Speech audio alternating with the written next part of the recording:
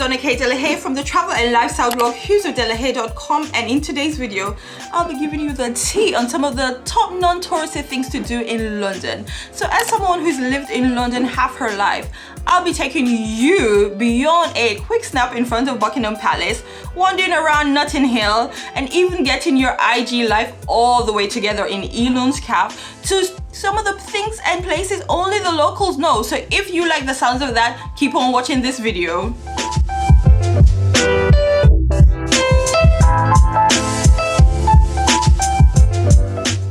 First up on the list is the neon wonderland that is God's Own Junkyard. Yes honey, we're starting off with a bang. The artwork in God's Own Junkyard will wow you with their uniqueness and daze you with their brightness. The artwork is actually created in the workshop, God's Own Junkyard workshop on site, and you will find pieces from famous movies like Tom Cruise's Eyes Wide Shut and Johnny Depp's Charlie and the Chocolate Factory, among others. It's open from around 11 a.m. weekdays and weekends, and there's even a Rolling Stone cafe that you can go get there early and get your breakfast. This is for all the people that want to get there early to get their photos, because I know you guys, I know you, I'm one of you. So if you want to get photos with no one in your background, definitely go early. But something to bear in mind when you are going there is, hold to your pearls ladies, that they do not allow DSLR cameras, they do not allow mirrorless. Honey, they even stop you with your GoPro 7, because they stopped me when I even tried to stick my GoPro in, and the guy was like on me like a bouncer in a nightclub, telling me no cameras. If you want to take photos, you can only take it with your phone. So all the clips that you will see in this video from God's Own Junkyard is actually from my iPhone. Thank you, Steve Jobs. So you can see the quality that you can get. So do bear that in mind. If you're thinking you're gonna go and do a whole fashion shoot, you can only do it with your phone, so bear that in mind. The next thing is that God's Own Junkyard is actually on a industrial estate, and next to it are two breweries and a gin palace or gin parlor kind of thing. And one thing that you can do after visiting God's Own Junkyard, if you have time to spare, is definitely go and check out these places, because they're run by young Londoners. And if you are an eco-traveler or a traveler that believes in supporting the local community, definitely go check out these other places in the estate where God's Own Junkyard is located. So that's some of the things to bear in mind when you're visiting God's Own Junkyard.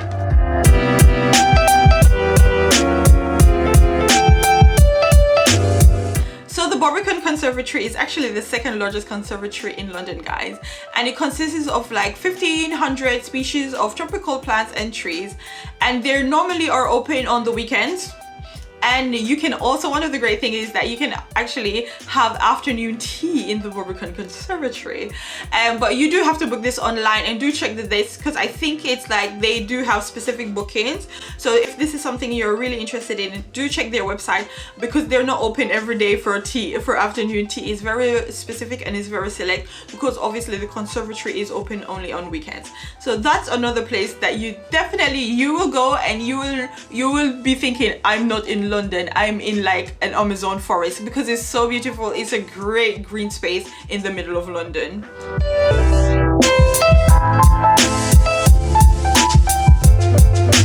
So the next place to visit, guys, and I don't think this place is touristy, is Brick Lane. So I'm always in Brick Lane in the morning. My gym is quite near there, so I'm always milling about. On weekends I'm doing freelance work. A lot of Londoners also work in the area. We have lunch in the area, so to us it's not touristy. To you it might feel different. One of the things is that definitely visit Brick Lane.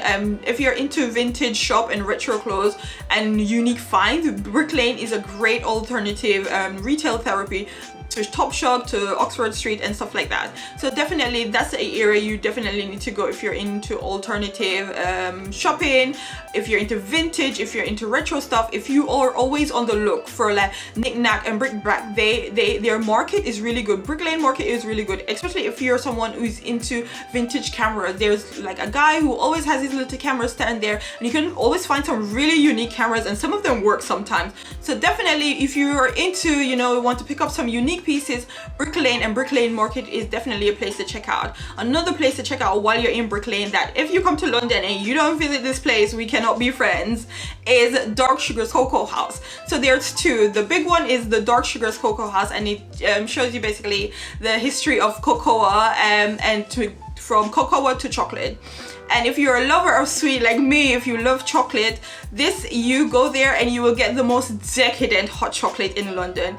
You will not find hot chocolate like this nowhere else. Nowhere. You will have diabetes looking at your hot chocolate, but you will be happy with the diabetes.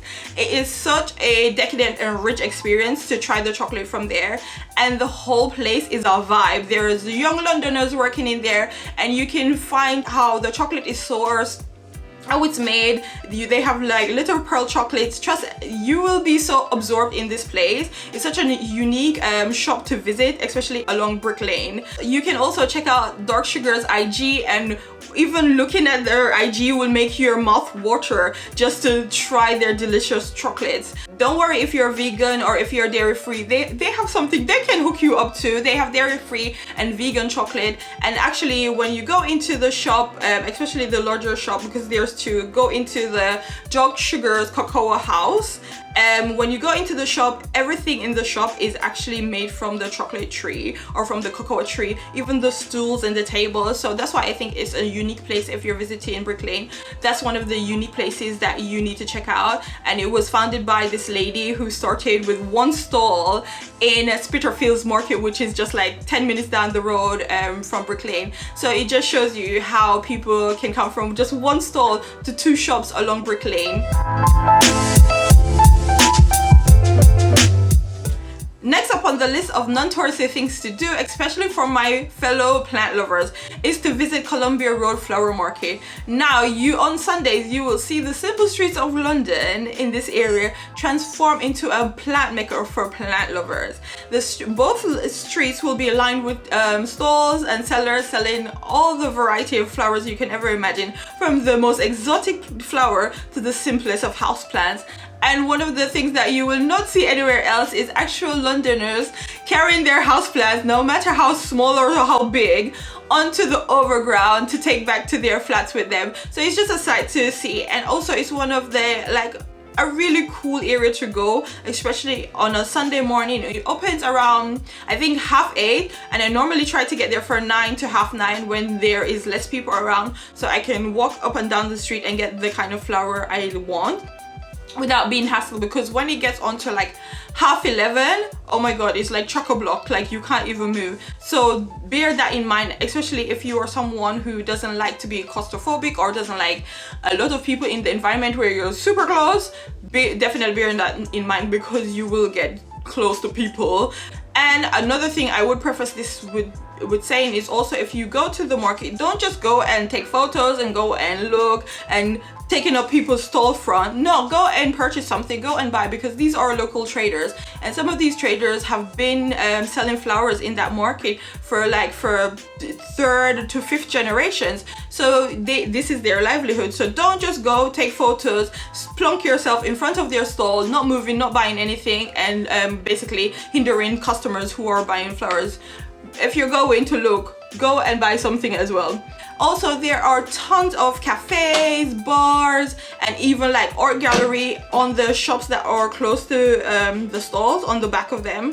So that is another thing that you can go and look into if you're going to be in the area and you want to have brunch. There are some fabulous cafes there, and there is a really cool coffee shop that's in a little hut in a corner at the end of the street as well. Go check that out.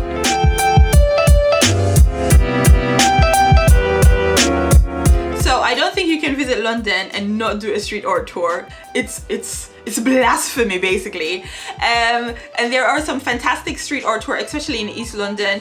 As a Londoner, I've been on several street art tours, and to be honest, if I'm not doing anything on a weekend and I have time to spare and it's not expensive, I will actually pay and go on a street art tour and take in all the art around me. Because as a Londoner, one of the things I did realize after I've taken a few street art tours is that I take these arts for granted, because I see them every day. I see them in the morning, I see them in the evening. You kind of lose awareness for them, and then when you do a tour, you get reminded of, oh, these people are so talented. And another thing is to have talent and produce it on a wall or create a mural knowing that in a few weeks or even a few days someone's gonna tag over it or someone's gonna create another artwork over your piece. So it's a really interesting thing to go on a street art, and you see street art in the most unique places, especially in East London. They have street art everywhere, like literally even on light posts, on some light stand, and people also steal street art. And I never knew that until I went on a street art tour, and like some of the metals that they use in their art is actually quite expensive, and if people need money they will steal these art and melt them down to sell the metal. So you learn a lot on these street art tours, and so I would definitely recommend, if you're coming to London, do a street art tour, especially in East London. There's so much to learn about the artists and about the different types of street art, the difference between street art and graffiti. So definitely check that out when you're coming to London. So if you are liking my non-touristy things to do in London tips so far, give this video a thumbs up, don't be shy, comment below, subscribe to my channel for more London content.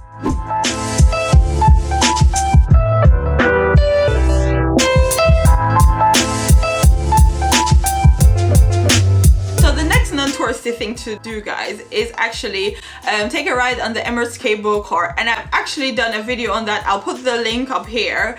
And what this does is like it takes you from North Greenwich over the Thames River and to the Royal Docks, and it's a leisurely 10-minute kind of ride. It's a way of seeing the city differently and from a different perspective, because what you will see is you will get a view of Canary Wharf and to the city, where you will see St. Paul's Cathedral, the shore, the Sky Garden, the London Eye. You can get to see a variety of things while you're riding, and it's a very relaxing ride. So if you're looking for something a bit more different, a bit more unique to do in London, that's one of the things to do. They also have the Immersed Cable Car experiences, where you can actually do an evening ride where you get champagne and ooh la la and all that thing, or you can do a family experience. So definitely check out their website and see all the different experience you can do, especially if you're coming with your partner or your family, you can do it together.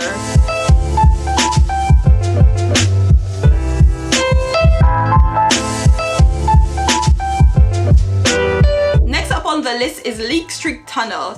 So basically, if you're not a Londoner or you are not into street art, you've probably never heard of Leek Street Tunnel.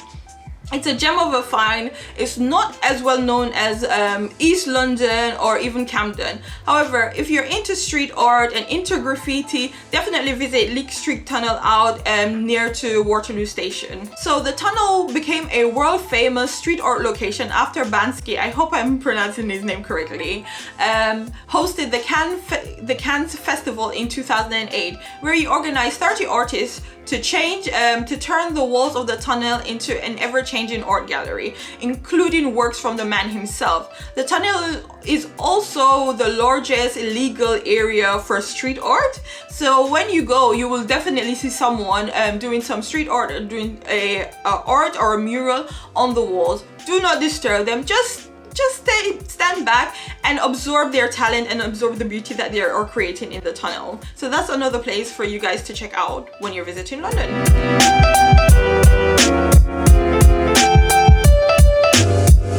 So another thing that you'll notice when you're visiting London is that Londoners love to walk. We definitely love to walk everywhere, especially in summer, because the underground, oh my god, in the summer the underground can be hotter than the pits of hell, especially the central line. That thing is a furnace. So going up for fresh air and walking and like just taking in our surroundings, especially when it's nice and sunny outside, who wants to be in the underground anyways, is a great thing to do. And one of the great walks that you can do in London is to walk along the Regent's Canal from King's Cross to Camden. So while you're strolling along the Regent's Canal, you will see a myriad of things going on, especially if you're coming from the King's Crossway to Camden. Once you hit through Camden, if you want to grab a bite, you can grab a bite from their street food market and then continue walking down the footpath. You will see people out enjoying the sun. You will even see people on the river canoeing. You will see houseboats. You will also see joggers and people riding bikes along the footpath, so do be careful. But it's one of the most relaxing things to do, and once you make your whole journey along the footpath, you can then go back to King's Cross. It's not that, guys, it's not that long of a walk. You will love it. you can go back to King's Cross, and one of the fabulous things that you can go is to the Granary, and basically they have a green just over the bridge. They have a green, and what we like to do is you just get your drinks and you get your food, because they also do have a street market there that you can get your food, and you can basically just lay on the green and watch the boats come up and down the river and just relax and enjoy the summer months.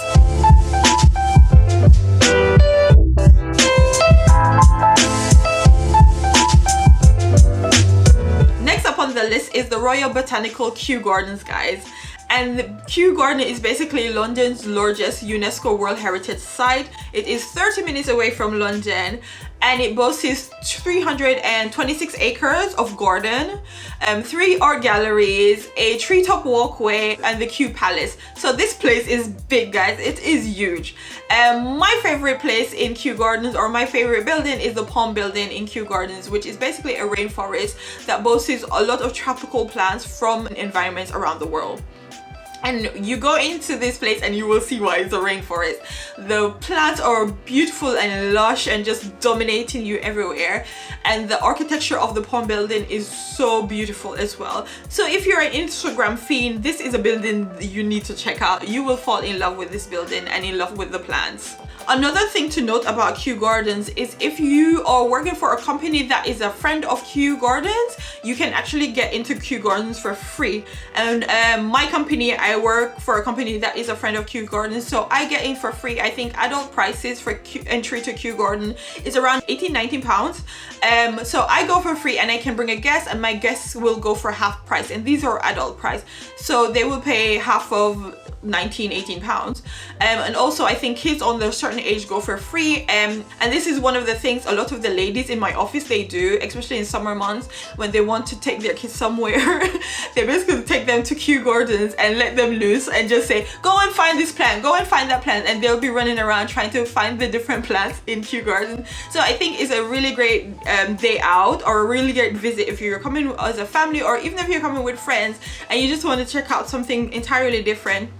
Definitely check out Kew Gardens. And if you are working with like a global establishment, definitely check out if they are a friend of Kew Gardens, because all you need to do is basically show your staff ID and they let you in. So definitely if you're a Londoner or if you're visiting, definitely check that out and research if you can get into Kew for free if your company is a friend of Kew's Garden.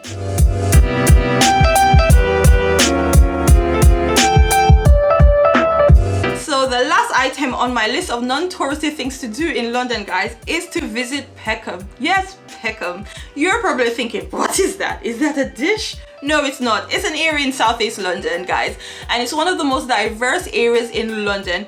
Currently, it's going through regentrification, like areas such as East London and Shoreditch and even Brixton is going through regentrification. And if you want to really see how local Londoners live and how we live amongst each other, Peckham is a great area to go and see this. The once disused train arches and multi-level car parks have been turned into creative hubs, microbrewery, bakeries and restaurants for people to use. This area has lost some of its character and basically edge and uniqueness that it once had. However, I still think it's a great area to visit and to see local London life at its best. It has a historic Peckham cinema. Yo, that Peckham Plex, you know about that. It has an amazing green spaces and it has amazing restaurants where you don't have to spend a fortune on good food and you can have an amazing night out just in Peckham. So that is one of the areas that I think that is underrated, and definitely if you're visiting London you should check out. So I hope you like my top tips on non-touristy things to do in London, guys. If you like the video, give me a thumbs up, leave a comment below and subscribe to my channel, and I'll see you around in my next video.